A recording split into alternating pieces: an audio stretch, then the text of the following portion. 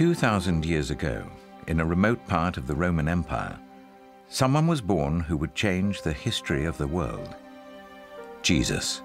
He was seen from the very beginning as this extremely radical, revolutionary figure that was going to bring more change than they had seen since the time of the prophets. After a life of wandering through the hills and villages of Galilee and Judea, preaching and healing, Jesus was betrayed, arrested, and brutally put to death. Jesus' death on the cross was hugely difficult for the early Christians. It was extremely embarrassing to say that they were followers of a leader who had been crucified.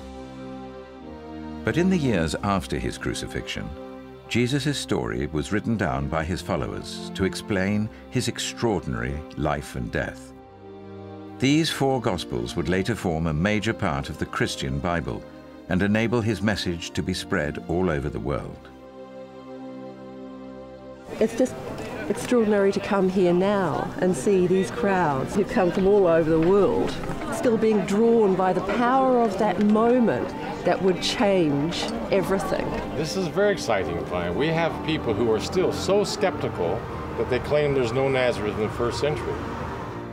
But for hundreds of years, scholars have been trying to look behind the Jesus of the Gospels, the divine Christ of faith, to uncover the historical figure, a Mediterranean Jew who lived and died as a man, and according to his followers, was resurrected from the dead.